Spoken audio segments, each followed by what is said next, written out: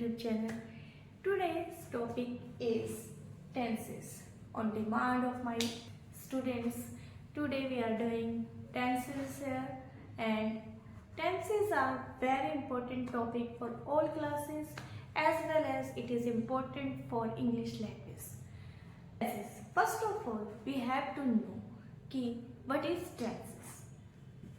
Tenses क्या होते हैं? Tenses basically tells which time is going on. Tenses जो है classify होते हैं on the basis of time. So time tenses are divided into three parts: past, present and future. But क्या tenses को हम ओनली टाइम से ही classify करते हैं? नहीं, टाइम टेंसेस को हम वर्क से भी क्लासीफाई करते हैं on the basis of work, कि हमारा जो काम है जो हम कर रहे हैं वो कितना हो चुका है, क्या वो अभी चल रहा है या वो हो चुका है या फिर उसका कोई समय नहीं है, अनिश्चित काल तक वो चलेगा या हो रहा है। ठीक, तो इस तरह से हम किस तरीके से क्लासीफाई करते हैं on the basis of work. सबसे पहले हम बात करते हैं कॉन्टिन्यूस की। कॉन्टिन्यूस यानी वर्क जो है अभी चल रहा है, जो बताता है टेंसेस कि काम अभी चल रहा है।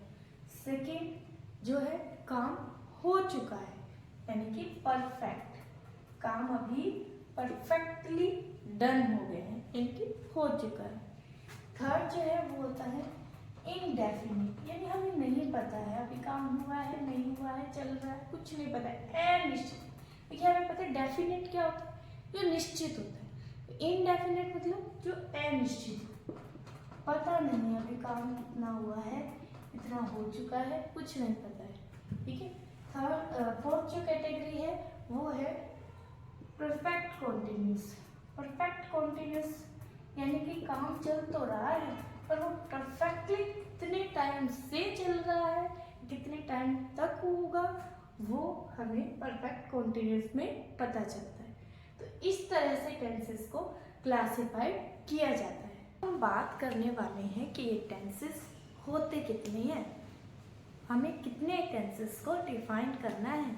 तो basically on the basis of time, present, past and future on the basis of time, and indefinite, continuous, perfect, imperfect, continuous on the basis of verb. So basically जो indefinite है, जो continuous है, अब वो वर्क जो है जो हम काम कर रहे हैं वो तीनों ही टाइम में तो चलेगा, है ना। तो बेसिकली प्रेजेंट इंडेफिनेट भी हम पढ़ने वाले हैं, पास्ट इंडेफिनेट भी पढ़ेंगे और फ्यूचर इंडेफिनेट भी हम पढ़ेंगे। सिमिलर वे प्रेजेंट कॉन्टिन्यूस भी करेंगे, पास्ट कॉन्टिन्यूस भी करेंगे और फ्यूचर कॉन्टिन्यूस भी करेंगे। यानी कि तीनों ही टाइम क्लासिफाइड के चार कैटेगरीज बन जाती है। यानी कि टाइम को वर्क में स्मच कर दिया जाए तो हम टोटली कितने सेंटेंसेस देखते हैं, कितने टेंसेस देखते हैं, दैट इज 12। ओके। जब भी हम कोई सेंटेंस लिखते हैं तो बेस जो होता है उसका होता है सब्जेक्ट, जो काम कर रहा है वो सबसे पहले आता है, उसके बाद वर्ब जो काम हो रहा है, और थर्ड ऑब्जेक्ट। ये जो है तीन चीज बेस होती है किसी भी सेंटेंस की। ठीक है। सब्जेक्ट जो होते हैं ना, सब्जेक्ट भी 3 टाइप्स की होती है। कौन कौन सी टाइप्स होती है? Yes, first person, second person and third person. ठीक है। तो फर्स्ट पर्सन में आते हैं I, we, me, my, something like that. Okay. Second person में आते हैं you, your. Okay. Third person में आते हैं he, she, it, they, him, her, etcetera. It, ये सभी क्या है? सब्जेक्ट्स को हम डिनोट करते हैं, ठीक है। यानी कि जो भी सब्जेक्ट होगा वो इस तरह से लिखे जाएंगे, या फिर किसी का नेम होगा वो भी थर्ड पर्सन में आएगा, ओके। तो अब हम बात करते हैं present indefinite, present continuous, present perfect and present perfect continuous की। तो इस वीडियो में आज हम यहाँ कंप्लीट करने वाले हैं प्रेजेंट इंडेफिनिट क्या होता है, प्रेजेंट कॉन्टिन्यूस क्या होता है, प्रेजेंट परफेक्ट क्या होता है, प्रेजेंट परफेक्ट कॉन्टिन्यूस कैसे टेंसेस होते हैं। तो in this we have to know structure how we make sentences in this tenses.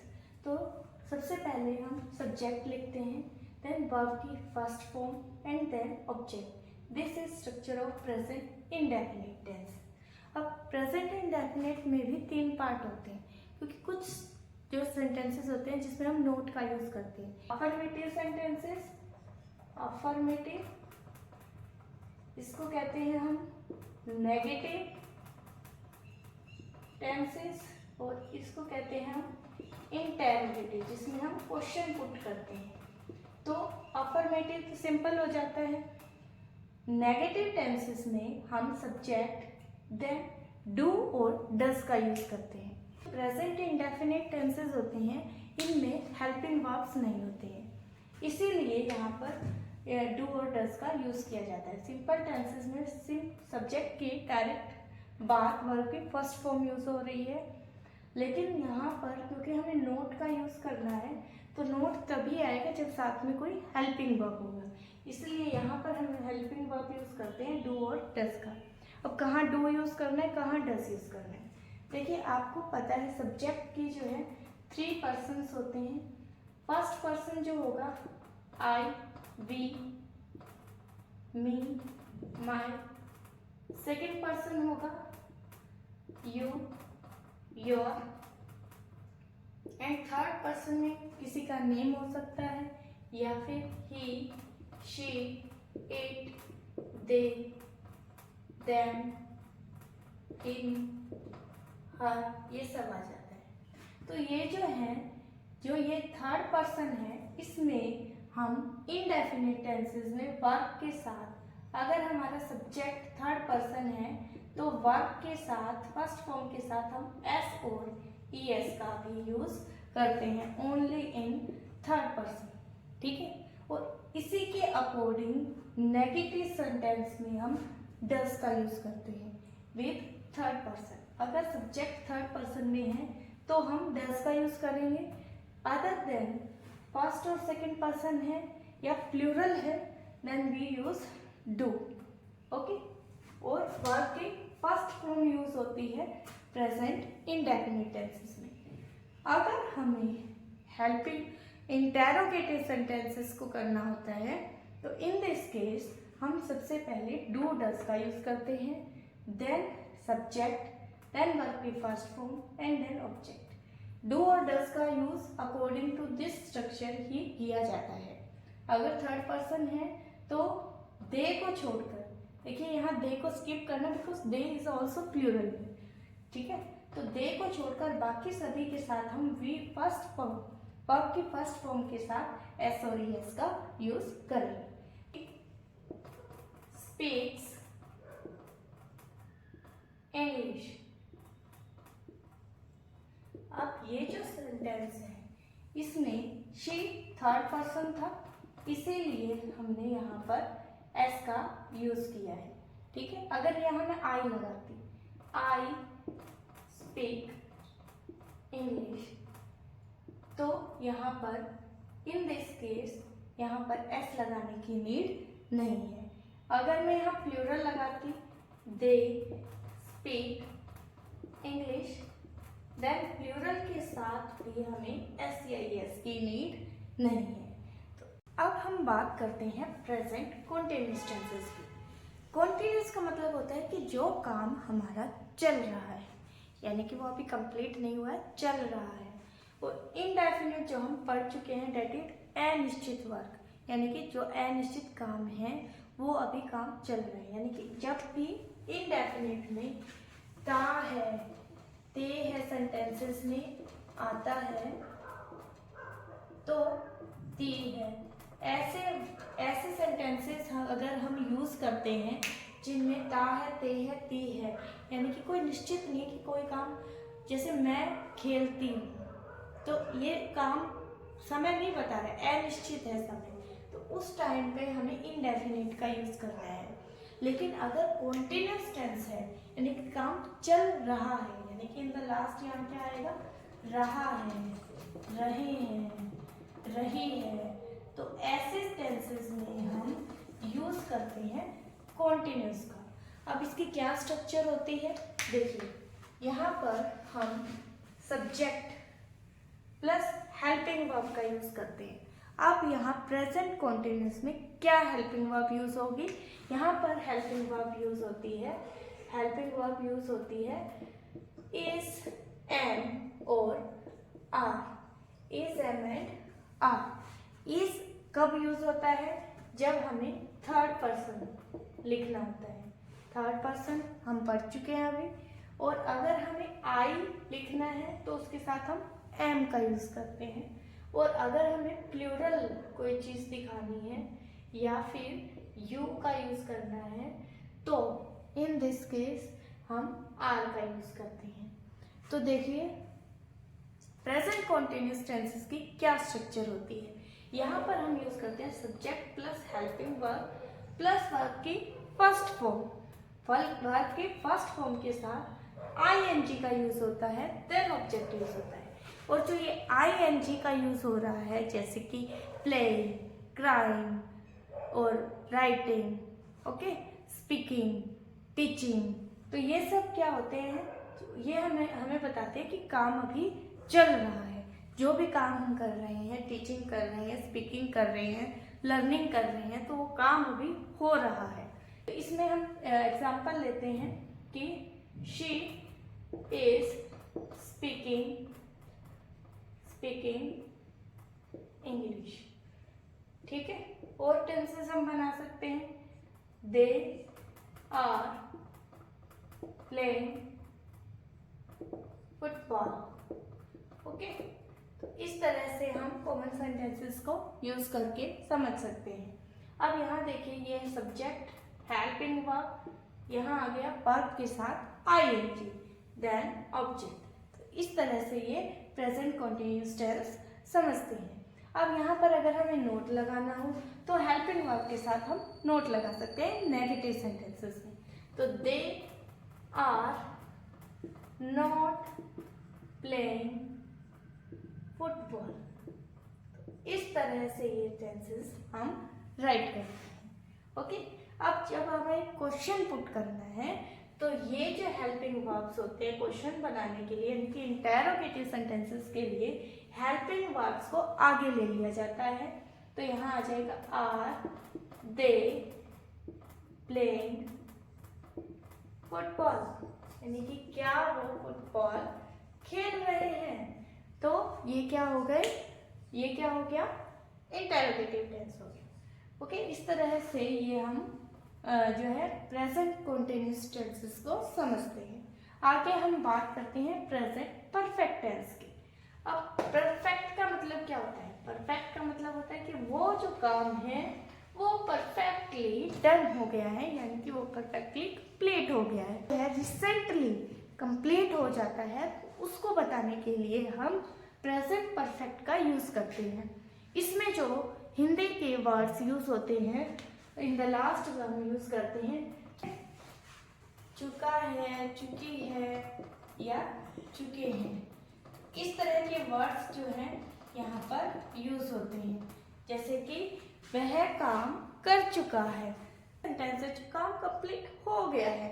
तो in this case we use present perfect tenses. In it helping verb जो use होती हैं वो होती है has and have. Helping verb यहाँ क्या use होती है, हेल्पिंग वर्ब यूज होती है हैज एंड हैव। हैज और हैव यूज होता है, देखिए। और वर्ब की थर्ड फॉर्म यूज होती है, ये इस टेंस की पहचान होती है। हैज हैव यूज होता है एंड वर्ब की थर्ड फॉर्म यूज होती है। तो देखिए क्या स्ट्रक्चर है, subject plus has have plus verb की third form then object. Like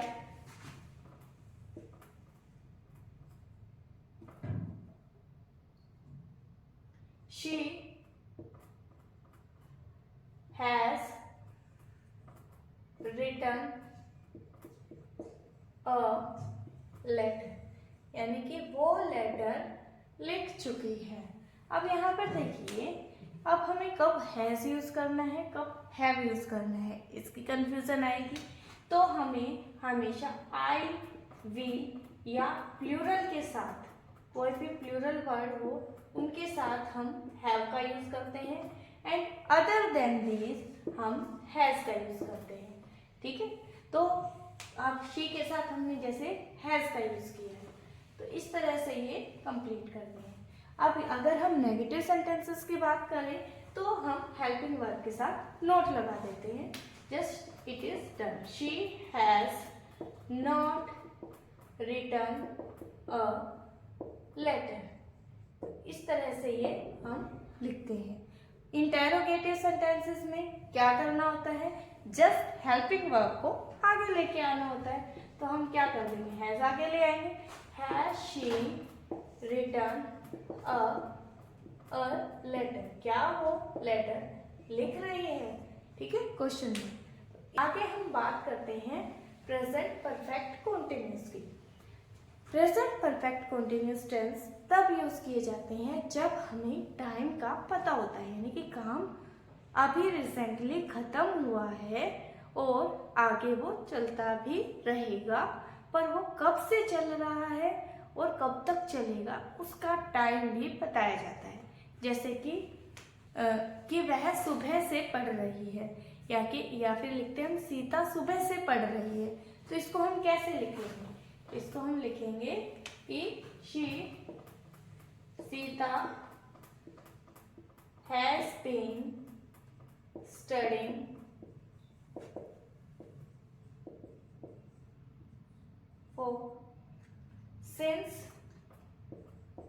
since morning. यहाँ पर हम इस तरह से इन सेंटेंसेस को यूज करते हैं। स्ट्रक्चर यूज होती है, इसमें सब्जेक्ट हैज हैव लगता है, साथ में बीन का यूज होता है, साथ में यहाँ पर ध्यान रखना है बीन का यूज होता है। वर्ब की फर्स्ट फॉर्म आती है आईएनजी और ऑब्जेक्ट आता है। यहाँ पर अलग क्या है, अलग है कि ऑब्जेक्ट के बाद हम फॉर और सिंस टाइम के लिए यूज करते हैं।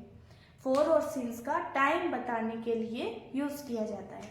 फॉर कब यूज होता है, जब हमारे पास एक पीरियड ऑफ टाइम होता है, पीरियड ऑफ टाइम होता है, यानी कि एक लंबा टाइम होता है जिसके अंदर वो काम हुआ है। ठीक है, और सिंस कब यूज होता है, पॉइंट ऑफ टाइम के लिए, पॉइंट ऑफ टाइम, यानी कि एक टाइम जब वो काम शुरू हुआ था। ठीक है, इस तरह से फॉर और सिंस का यूज किया जाता है। नेगेटिव सेंटेंस में हम नोट का यूज कर देते हैं, उसके बाद हम बीन यूज करते हैं। सब्जेक्ट हैज है, नोट, बीन, वर्ब की फर्स्ट फॉर्म आईएनजी और ऑब्जेक्ट। देखिए यहाँ पर हैज है परफेक्ट के यूज हो रहे हैं, और आईएनजी इसका यूज हो रहा है कॉन्टिन्यूअस का, यानी कि परफेक्टली और रिसेंटली खत्म तो हो गए काम, पर वो कितने टाइम से चल रहा था वो टाइम हमें उसका बताना है। एक तरह के तो ये सेंटेंस हो गए। दूसरे तरह के सेंटेंस के वो काम शुरू हुआ था कभी और वो अभी भी चल रहा है, तो उसको बताने के लिए कि कब से शुरू हुआ और अभी चल रहा है, तो उस टाइम को बताने के लिए भी हम परफेक्ट कॉन्टिन्यूअस टेंसेस का यूज करते हैं। तो यहाँ पर अगर हमें इंटेरोगेटिव सेंटेंस बनाना है तो हैज हैव को हम आगे रखते हैं। हैज हैव सब्जेक्ट, वर्ब की first form ING plus object. यहाँ पर हैज हैव सब्जेक्ट के बाद यहाँ पर हम बीन का यूज करेंगे। देखिए बीन जो यूज हो रहा है ना वो इम्पोर्टेंट है कि वो कहाँ करना है, इन नेगेटिव इन इंटेरोगेटिव। अब हमें अफर्मेटिव में तो पता है हैज हैव के बाद बीन लग जाएगा, लेकिन नेगेटिव में हम नोट के बाद बीन लगाते हैं और इंटेरोगेटिव में सब्जेक्ट के बीन बाद में लगता है, उसके बाद वर्ब की फर्स्ट फॉर्म के साथ आईएनजी लगाते हैं। अब जैसे मान लो यहीं पर अगर हमें इसका नेगेटिव बनाना है तो Sita has not been studying since morning. Okay, अगर हम इसका इंटेरोगेटिव बनाना तो has Sita been studying since morning. इस तरह से हम इनके नेगेटिव और इंटेरोगेटिव सेंटेंसेस को बनाते हैं। एक क्वेश्चन ले लेते हैं फॉर के लिए, जैसे कि has been living Delhi since, यहाँ सिंस ना यूज करके फॉर लगाएंगे, फॉर 2 years। तो 2 साल से मोना दिल्ली में रह रही है। तो टाइम भी बताना है और अभी भी वो रह रही है। तो इस तरह से हम इसमें फॉर का यूज करते हैं एक पर्टिकुलर टाइम पीरियड के लिए। तो इस तरह से हम ये प्रेजेंट टेंसेस को कंप्लीट करते हैं। In next video we are doing past tense. Thank you, have a nice day.